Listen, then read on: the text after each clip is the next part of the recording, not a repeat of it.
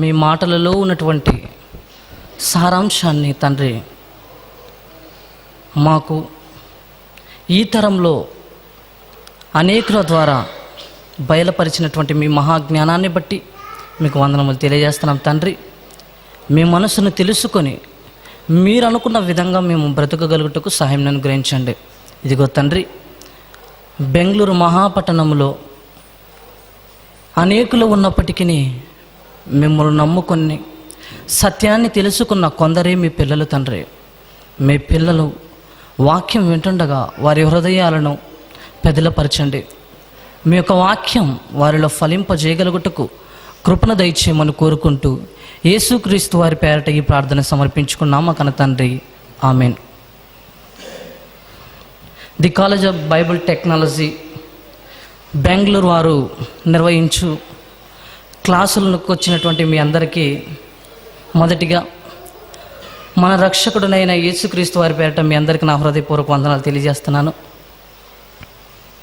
ప్రియమైన దేవుని వారలారా, ఈరోజు ఒక కొత్త, ఎప్పుడు కని ఎరుగని ఒక కొత్త అంశాన్ని ఆలోచిద్దాం. ఆలోచించుట కంటే ముందు మీరొకటి నాకు చెయ్యాలి. నేను పాఠం చెప్పాలంటే మీరు చేయవలసింది ఒకటి ఉంది. అదేంటో తెలుసా?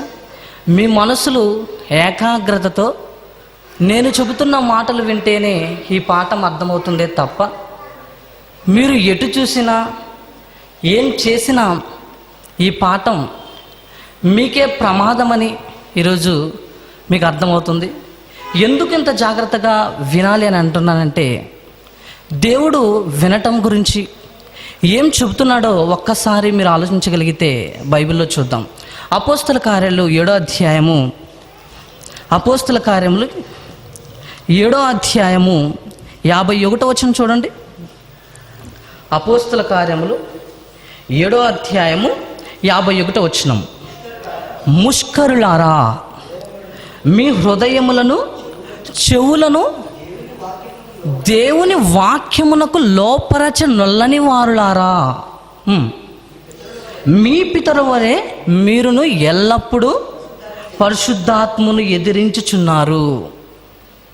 ఎందుకు జాగ్రత్తగా వినమంటున్నానో తెలుసా?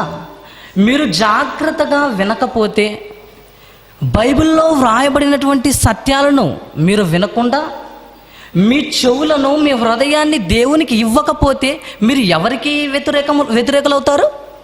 పరిశుద్ధాత్మ దేవునికి వ్యతిరేకులు అవుతారు. గనుక పరిశుద్ధాత్మ దేవునికి వ్యతిరేకులు అవ్వకూడదు అని ఒకవేళ మీరు అనుకుంటే ఏకాగ్రతతో మీరందరూ వినాలి. ఒకవేళ మీరందరూ వినలేదనుకో, ఎవరికి శత్రువులు అయిపోతారు? ఎవరికి శత్రువులు అయిపోతారు?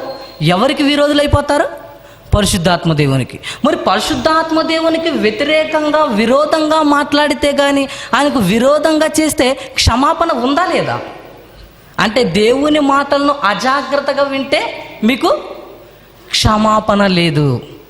గనుక వినని చెవులను, హృదయాన్ని దేవునికి లోపరచకపోతే వాళ్ళు అంటున్న మాట ముష్కరులారా. అదే మాట మనల్ని కూడా దేవుడు అంటాడు. ఎప్పుడు తెలుసా?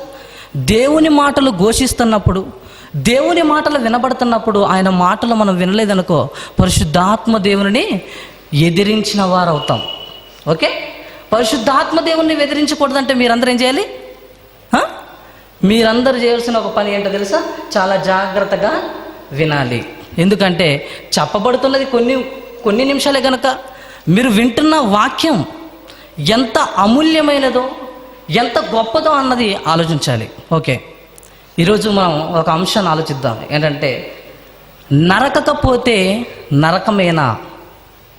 నరకకపోతే నరకమేనా? అందరికి రావాలి ఇది. నరకకపోతే నరకమేనా? ఏంటి నరకకపోతే నరకం? దేన్ని నరకాలి? నరకకపోతే నరకమేనా? నరకం అంటే ఎంతమందికి భయం చెప్పండి? ఒకసారి చేతులు ఎత్తండి. నరకం అంటే ఎంతమంది భయం? మీకు ఎవరికి భయం లేదా?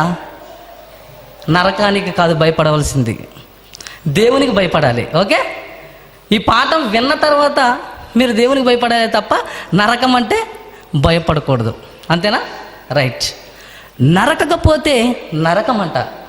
ఈరోజు ప్రపంచంలో మనుషులు నరుక్కోవడం చూసాం, అంతేనా? మనుషులు నరుక్కోవడం చూసాం, చెట్లను నరుక్కోవడం చూసాం.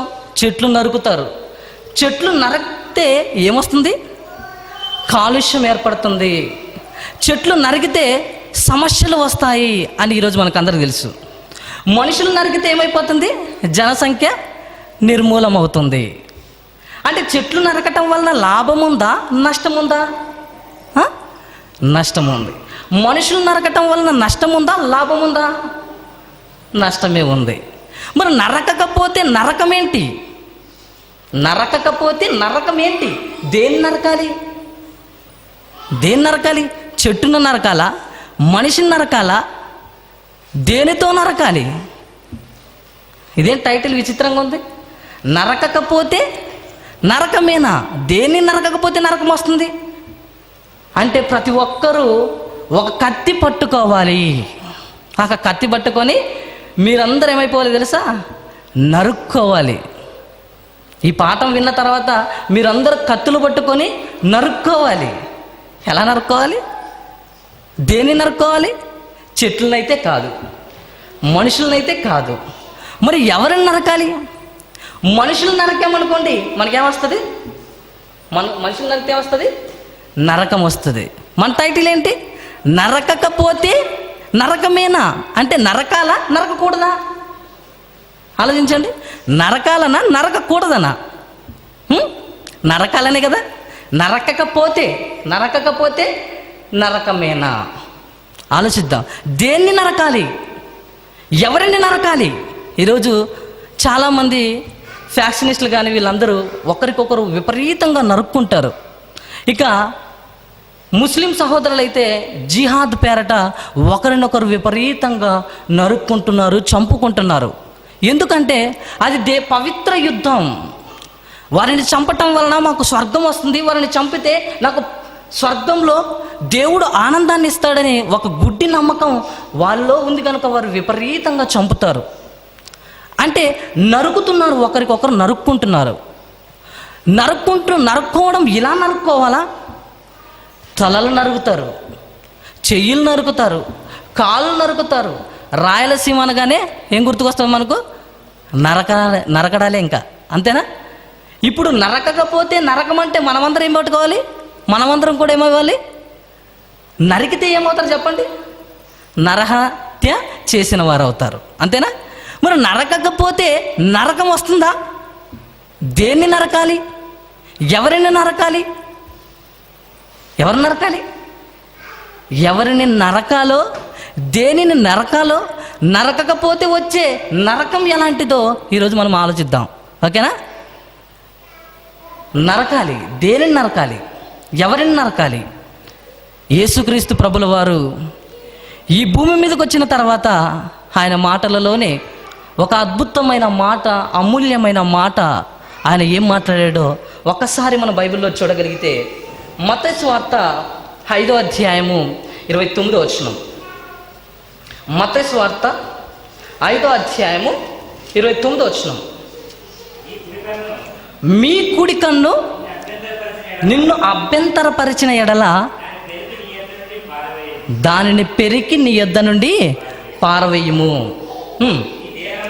నీ దేహమంతయు నరకంలో పడవేయబడకుండా నీ అవయవములలో ఒకటి నశించుటకు నీకు ప్రయోజనకరము కదా అంటున్నాడు. అంటే ఇక్కడ విషయం ఏం చెప్తున్నాడు యేసుక్రీస్తు ప్రభుల వారు? నీ కుడి కన్ను నిన్ను అభ్యంతరపరిస్తే దాన్ని ఏం చేయాలట? పీకి వేయాలి అంటున్నాడు. అంటే పెరికి వేయాలి.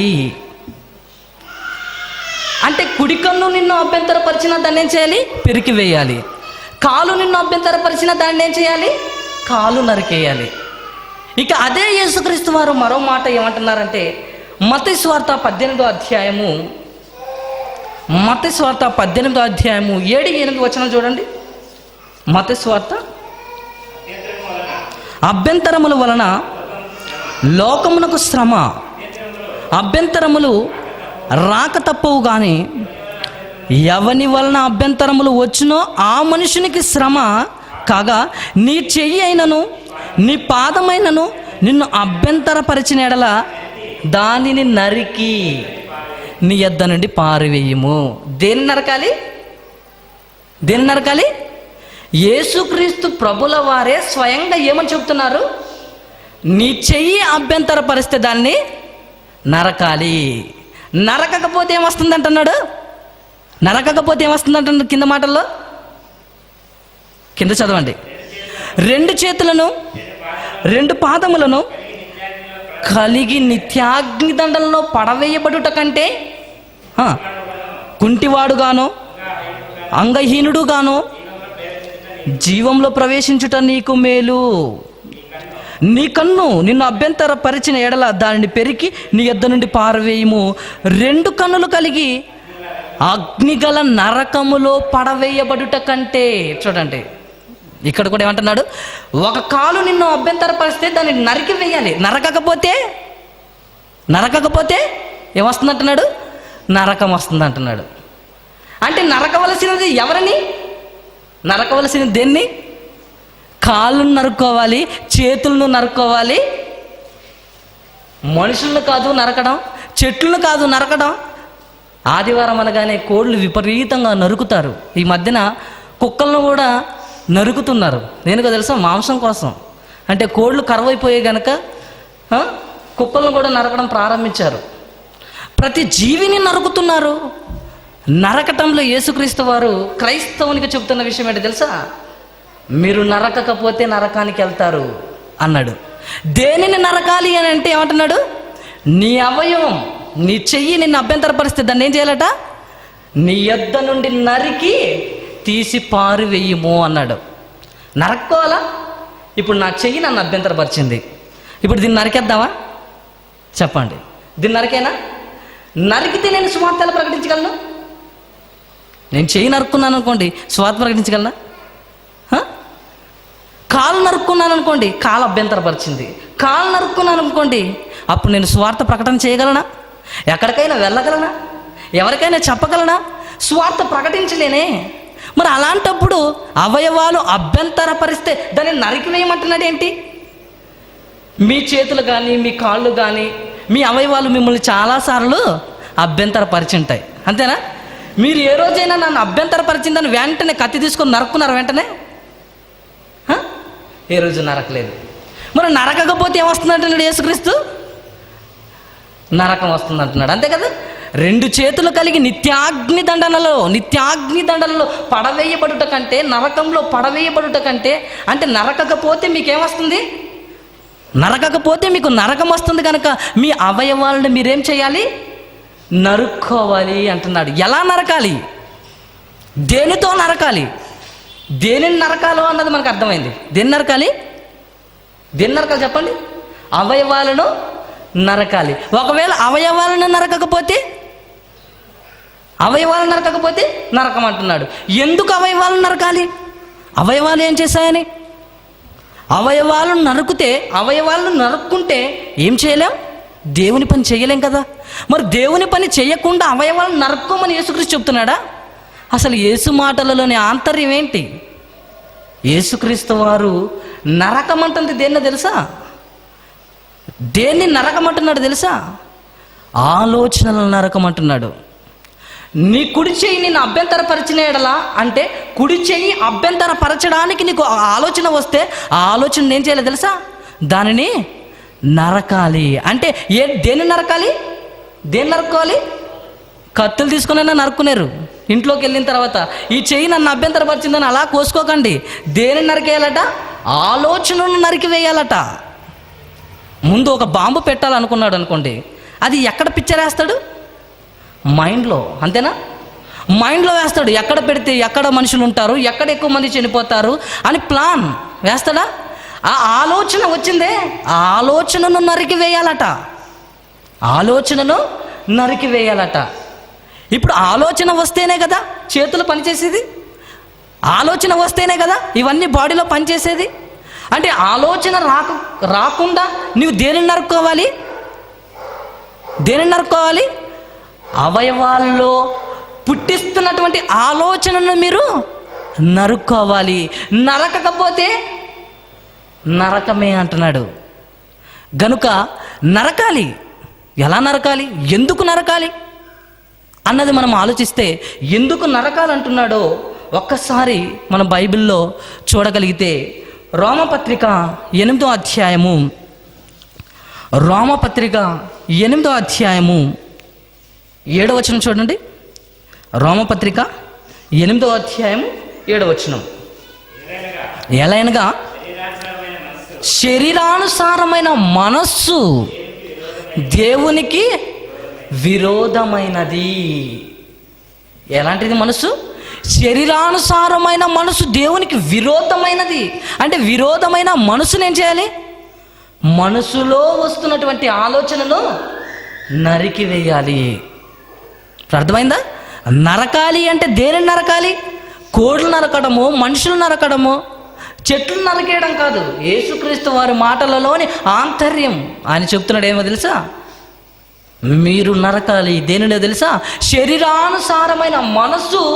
ఈ మనసులో వస్తున్నటువంటి ఆలోచన, ఆ ఆలోచనల ద్వారా చేస్తున్నటువంటి ఈ శరీరాన్ని మీరేం చేయాలి? నరకాలి.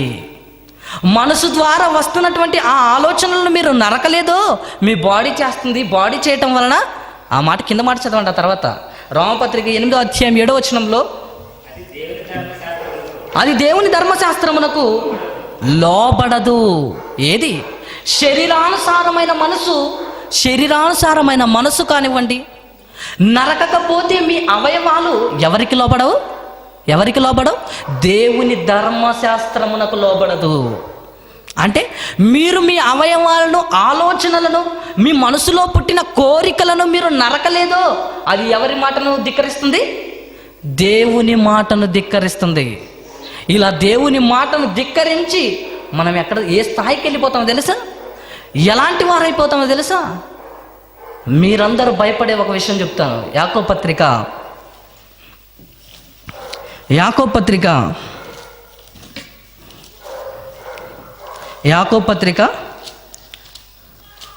2వ అధ్యాయము, యాకోబు పత్రిక 4వ అధ్యాయము, యాకోబు పత్రిక 4వ అధ్యాయము 4వ వచనం.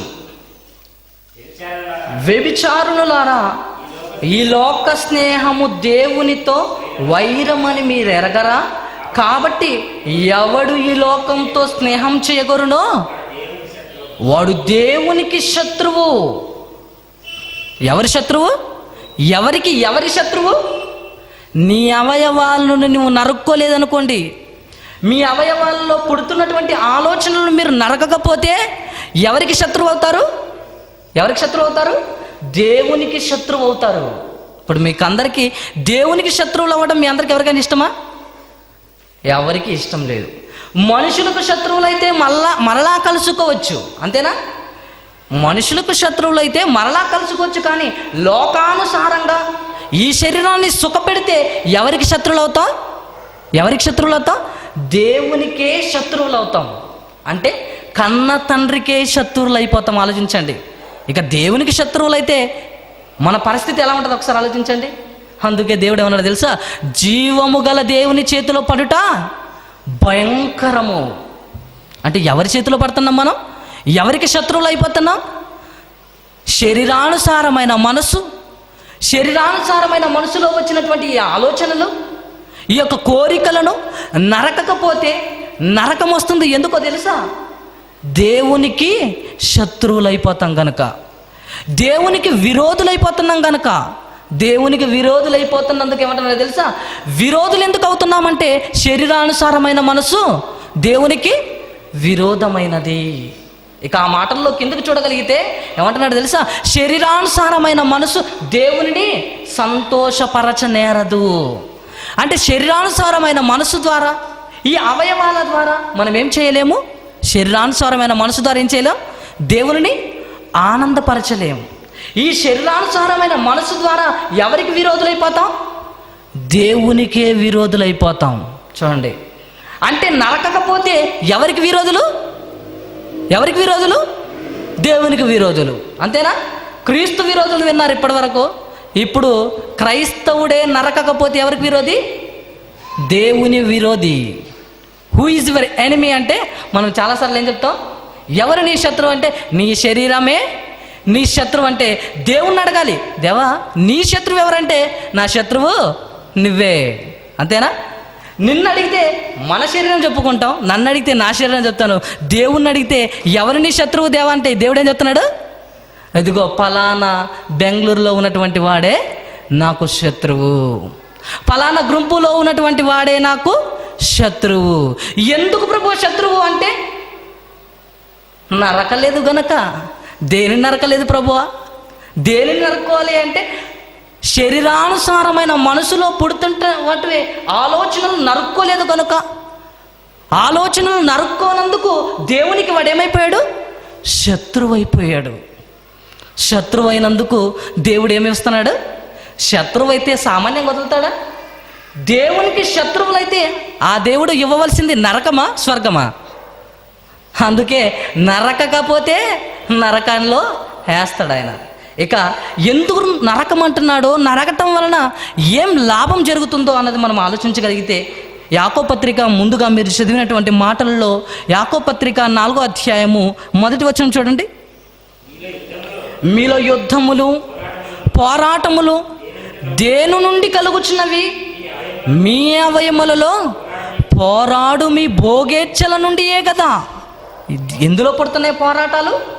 శరీరంలో పుడుతున్నటువంటి భోగేచ్ఛల వలనే. భోగ ఏచ్ఛ, ఇష్టం, శరీరం యొక్క ఇష్టాల వలనే కదా.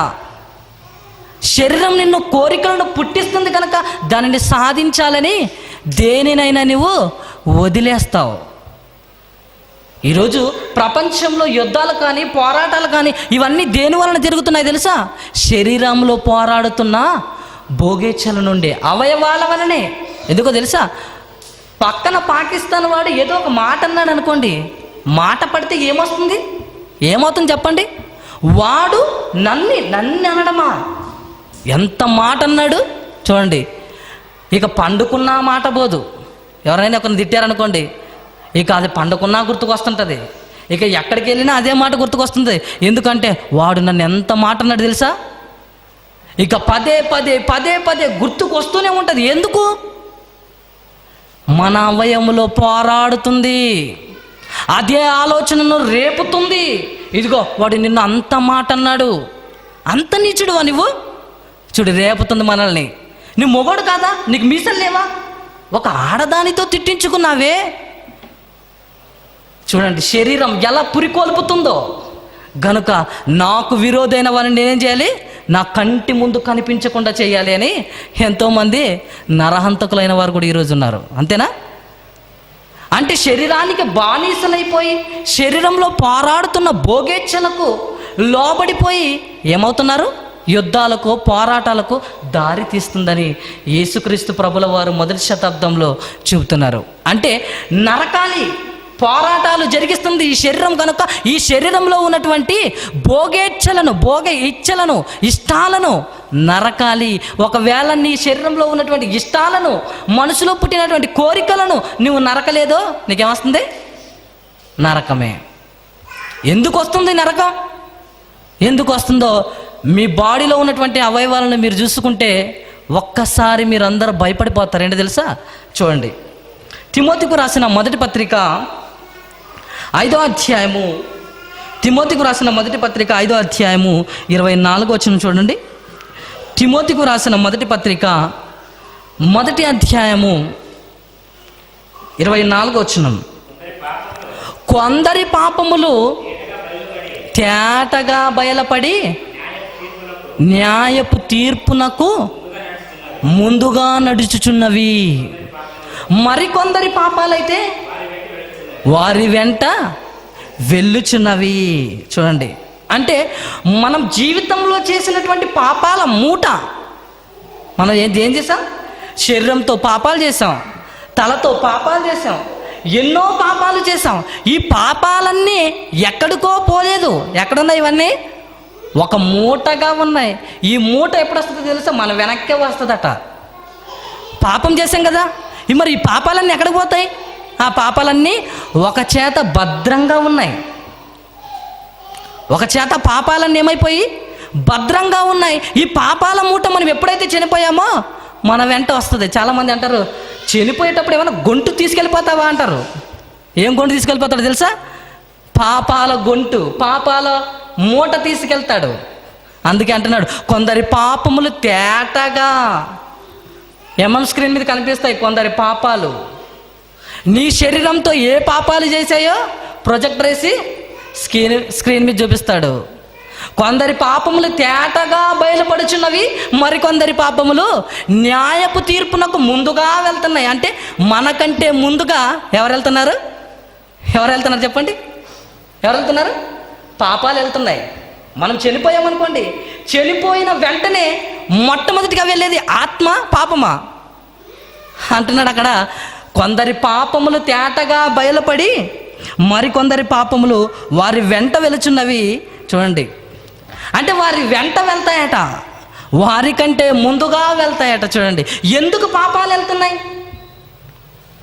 ఎందుకు ముందుగా మన వెంట పాపాలు వెళ్తున్నాయి? పాపాల మూటను మనం ఎందుకు తీసుకెళ్తున్నామంటే, ఇదిగో ఈ శరీరంతో చేసినటువంటి పాపాల వలన. ఈ శరీరంతో పాపం చేయకూడదంటే ముందేం చేయాలి? నరకాలి, అంతేనా? శరీరంతో పాపాలు చేయకూడదంటే ముందేం చేయాలి? నరకాలి. నరకకపోతే వచ్చేది నరకమే కదా. నరకకపోతే వచ్చేది నరకమే కదా.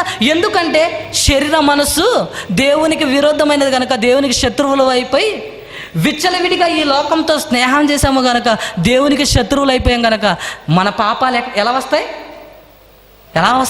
మన వెంటే వస్తాయట.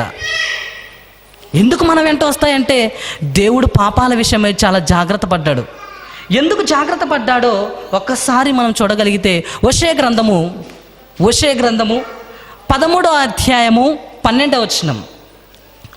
హోషేయ గ్రంథము 13వ అధ్యాయము 12వ వచనం. తొందరగా చదవండి. హోషేయ గ్రంథం 13వ అధ్యాయం 12వ వచనం. యాకోబు తప్పించుకొని, హోషేయ గ్రంథం 13వ అధ్యాయము 12వ వచనం. ఎఫ్రాయిము, నీ దోషము నా ఎదుట ఉంచబడి ఉన్నది, అతని పాపము భద్రము చేయబడి ఉన్నది. చాలు. పాపాలు ఏం చేయబడ్డాయట? దయచేసి పిల్లలను అరవకుండా పెడితే కొద్దిగా బాగుంటుందని నా ఆలోచన. Okay, right. పాపాలు ఏమైపోతున్నాయట? ఎఫ్రాయిము, ఒక మనిషిని గురించి చెప్తున్నాడు. ఎఫ్రాయిం అంటే ఎవరో తెలుసా? 12 గోత్రాలలో ఒక వ్యక్తి ఎఫ్రాయిం అయితే, ఆ ఎఫ్రాయిం గురించి దేవుడు అంటున్న మాట ఏంటి తెలుసా? ఎఫ్రాయిము, నువ్వు చేసావు చూడు పాపాలు, ఆ పాపాలని ఎలా ఉన్నాయి? మరి చదవండి, ఆ పాపాలని ఎలా ఉన్నాయి?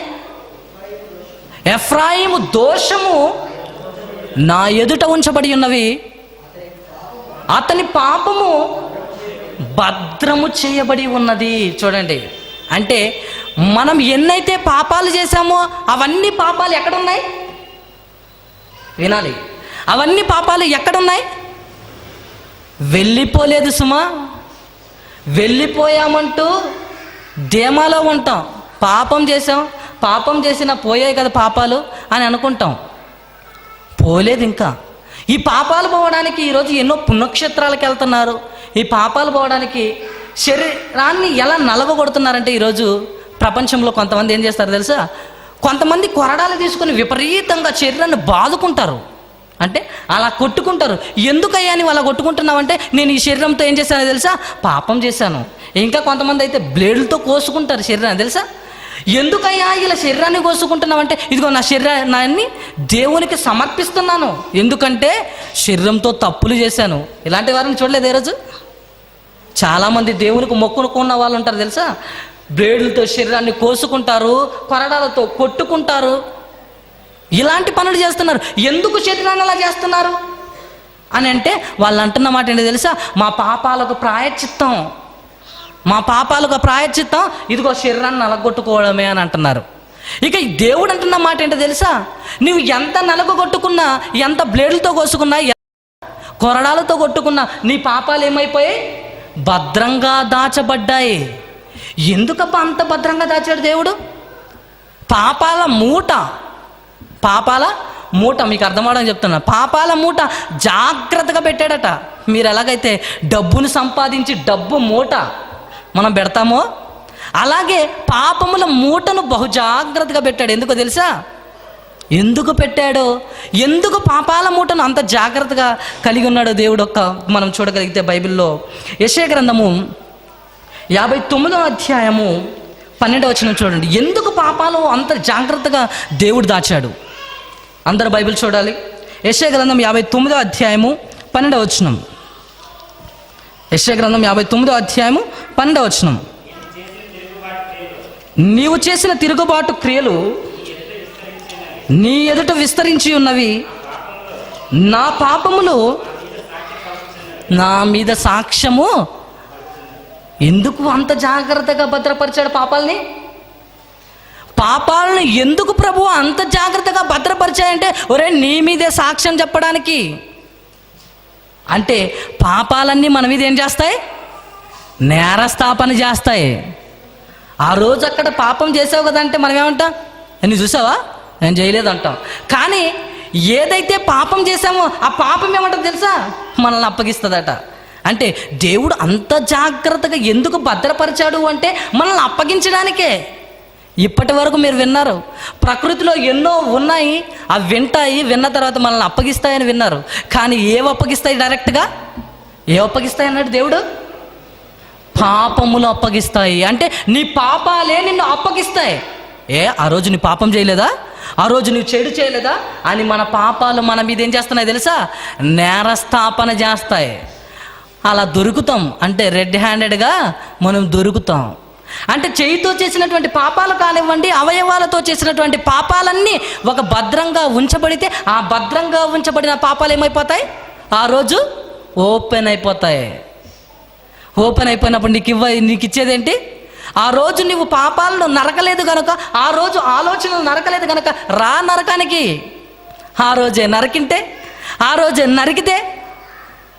నరికితే నీకు స్వర్గం వచ్చేది. కానీ నువ్వు నరకలేదే. నువ్వు నరకనందుకు నీ పాపాలు ఎలా ఉన్నాయి? భద్రంగా దాచబడ్డాయి, భద్రంగా ఉన్నాయి. ఇవన్నీ ఎందుకు భద్రంగా దాచిపెట్టాను అంటే, ఇదిగో నీ కోసమే, నిన్ను అప్పగించడానికే. చాలామంది తల్లిదండ్రులు పిల్లలు పుట్టగానే ఏం చేస్తారు తెలుసా? అన్నీ సిద్ధం చేస్తారు, అన్నీ సిద్ధం చేసుకుంటారు. కానీ దేవుడు మనిషి చనిపోగానే ఏ సిద్ధం చేసుకున్నాడు? క్యాసెట్లు సిద్ధం చేసుకున్నాడు. ఏ క్యాసెట్లు? మనం చేస్తున్నటువంటి పాపాలన్నీ ఆయన దగ్గర ఉన్నాయి. మనం వెళ్ళగానే, ప్రభువా నీ నామమున మేము ప్రవచింపలేదా, అక్రమము చేయవాడా, నీ పాపాలు చూసుకో అక్కడ ఉన్నాయి, అంతేనా? ప్రభువా అని ఆ రోజు నేను నీకు ఆ రోజు తెలియదా? ఆ రోజు ఎంతోమందిని స్వస్థపరిచాను, ఎంతోమందిని రక్షించాను, అక్రమం చేయవాడా. పాపాలు చూసుకో ఒకసారి మళ్ళీ చూడండి. అంటే మన పాపాలను ఎందుకు భద్రపరిచాడో తెలుసా? మనం కిలాడి గనుక, అంతేనా? నేనే రోజు పాపం చేశాను చెప్పు అని అంటావు గనుక ముందు జాగ్రత్తతో అన్నీ రెడీ చేసి పెట్టుకున్నాడు ఆయన. రెడీ చేసుకొని ఇంకా మరో మాట చూడండి. కీర్తనల గ్రంథం 50వ అధ్యాయము 21వ వచనం. కీర్తనల గ్రంథం 50వ అధ్యాయము 21వ వచనం. ఇట్టి పనులు నీవు చేసినను నేను మౌనినయ్యుంటిని. నీవు ఎన్ని తప్పులు చేసినా భూమి మీద నిన్ను టచ్ చేయలేదు. ఈరోజు మీరు చాలామంది అనుకోవచ్చు, విపరీతంగా పాపాలు పెరిగిపోయాయి కదా, వీళ్ళందరినీ లేపేయచ్చు కదా దేవుడు, ఎందుకబ్బా అలా ఉంచాడు అనుకుంటున్నాం. కానీ ఏమైపోయాడు దేవుడు? మరి గట్టిగా చదవండి. ఇట్టి పనులు నీవు చేసినను నేను మౌనంగా ఉన్నాను. ఎందుకు మౌనంగా ఉన్నాడు దేవుడు? ఎందుకు మౌనంగా ఉన్నాడు? కింద మాట, అందుకు నేను కేవలము నీ వంటి వాడనని నీవు అనుకున్నావు. అయితే నీ కన్నుల ఎదుట ఈ సంగతులను నిన్ను వరుస పెట్టి గద్దిస్తాను. చాలామంది పాపాలు చేసామనుకుంటారు తెలుసా? దేవుడు చూడలేదు, ఎందుకంటే మేఘం అడ్డం ఉంది. నిజంగా అండి, ఇలా అనుకున్నవారు మీరు లేరనుకున్నారా? యథార్థ సంఘటన చూపిస్తాను. యోబు గ్రంథం ఆ మాటను అలా పెట్టండి. చూడండి మరో మాట, కీర్తనల గ్రంథం 22వ అధ్యాయము 13, 14, 12, 13, 14. కీర్తన గ్రంథం 22వ అధ్యాయము 12, యోబు గ్రంథము 22వ అధ్యాయము 12, 13, 14. యోబు గ్రంథము 22వ అధ్యాయము 12వ వచనం, 13వ వచనం, 14వ వచనం. 12 నుండి. దేవుడు ఆకాశమంత మహోన్నతుడు కాడా, నక్షత్రముల ఔన్నత్యమును చూడుము, అవి ఎంత పైగా ఉన్నవి, దేవునికి ఏం తెలుసు? ఆఫ్టర్ ఆల్ దేవుడు. చూడండి, ఎవరంటున్నారు ఈ మాట? మనుషులు అనుకుంటున్నారు. దేవునికి ఏం తెలుసు? మనుషులు అనుకున్నారట. కీర్తన గ్రంథం ఇందాక మీరు చదివిన మాటల్లో ఆ మాటను ఈ మాటను అలా పట్టుకొని ఉండండి. కీర్తన గ్రంథం 50-21 వచనంలో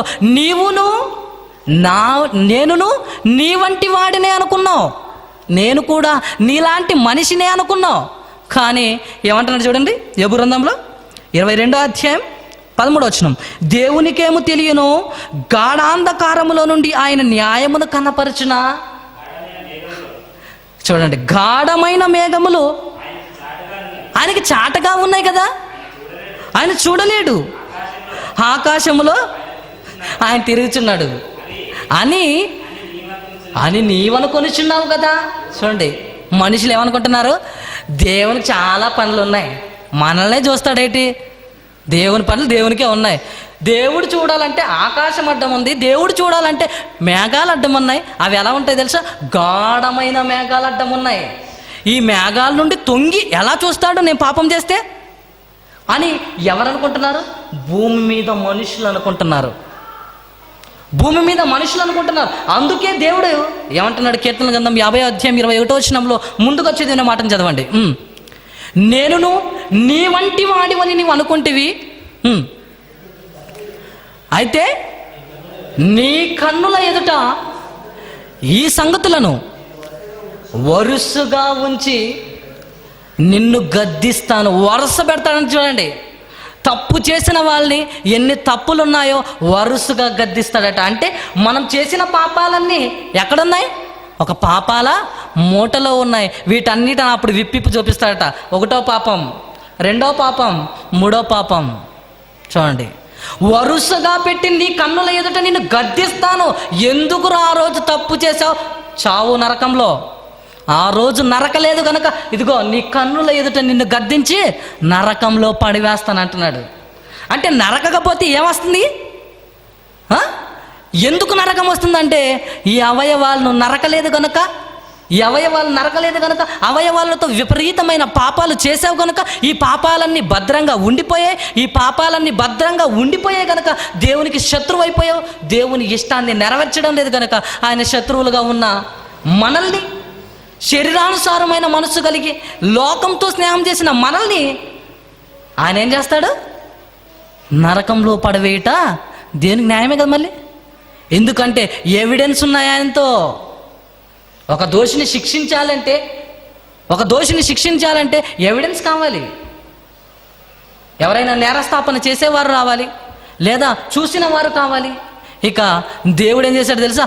పాపాలనే పెట్టేశాడు, పాపాలనే రెడీగా ఉంచాడు సాక్ష్యంగా. నీ పాపాలే నీ మీద సాక్ష్యం పలుకుతాయి అంటున్నాడు. చూడండి, ఇక దేనితో నరుక్కోవాలి? దేనితో నరకాలి? ఏంటి పాపం అని అంటే కొలస్సీ పత్రిక 3వ అధ్యాయము దేనిని పాపంగా పోలుస్తున్నాడో అన్న మాటను మనం ఆలోచించగలిగితే కొలస్సీ పత్రిక 3వ అధ్యాయము 5వ వచనం. కొలస్సీ పత్రిక 3వ అధ్యాయము 5వ వచనం. కావున భూమి మీద ఉన్న మీ అవయవములను అనగా జారత్వమును, అపవిత్రతను, కామాతురతను, దురాశను, విగ్రహారాధనైన ధనాపేక్షను చంపివేయుడి. వాటి వలన దేవుని ఉగ్రత నీ మీదికి వచ్చును అంటున్నాడు. అంటే నరకకపోతే నీకు వచ్చేది ఏంటో తెలుసా? దేవుని ఉగ్రత. ఉగ్రత ఎందుకు వస్తుందో తెలుసా?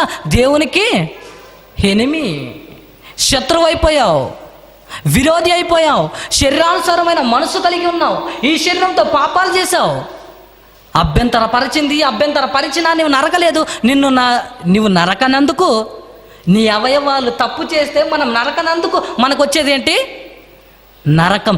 ఎందుకు నరకం అంటే అవన్నీ ఎవిడెన్స్ చూపిస్తున్నాడు. ఏదో తెలుసా? ఒరే, ఆ రోజు నువ్వు చేయితో తప్పు చేసావు, ఆ రోజు కాలుతో నువ్వు తప్పు చేసావు, ఆ రోజు నువ్వు ఒకరిని మోసం చేసావు, జాగ్రత్తం చేసావు, అపవిత్రత చేసావు అని మన కన్నుల ఎదుట మనల్ని గద్దించే స్థాయికి, అంటే గద్దించే స్థితికి వెళ్ళిపోతున్నాడంటే చూడండి.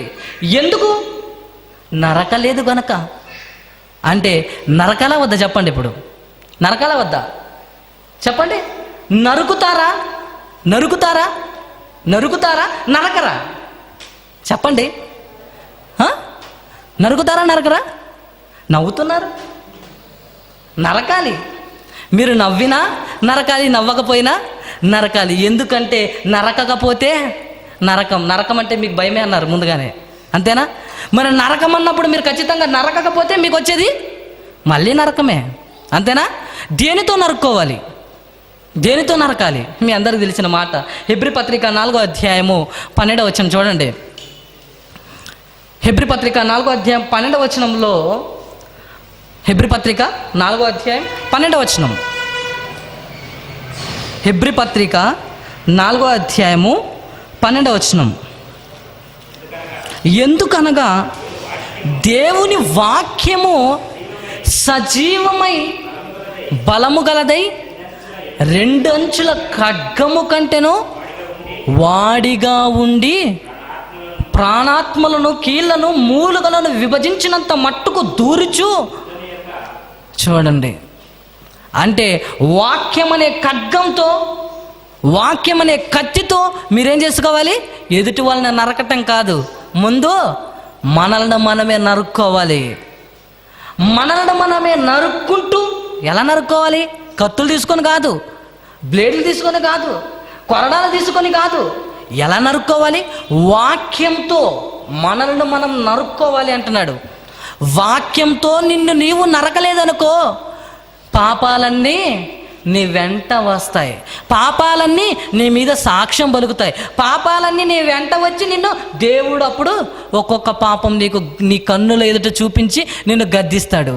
అంటే అన్నీ కప్పిపుచ్చుకున్న ఆ రోజు మాత్రం ఏమైపోతాయి? రహస్యం ఏదైనాను బయలుపరచబడకపోదు. ఎప్పుడు? మీరు నరకకపోతే. కనుక నరుకుతారా నరకరా అన్నది మీ మీద ఆధారపడింది. మీరు నరికితే స్వర్గాన్ని స్వతంత్రించుకుంటారు, నరకకపోతే నరకానికి వెళ్ళిపోతారు, అంతేనా? అపవాదికి మొదట ఒక ఆలోచన వచ్చింది. ఏంటో తెలుసా? ఆలోచన వచ్చింది, దేవుని సింహాసనమునకు పైగా నేను హెచ్చించుకోవాలనే ఆలోచన వచ్చింది. ఆ ఆలోచన అది నరక్కుందనుకోండి, ఏమవుతుంది?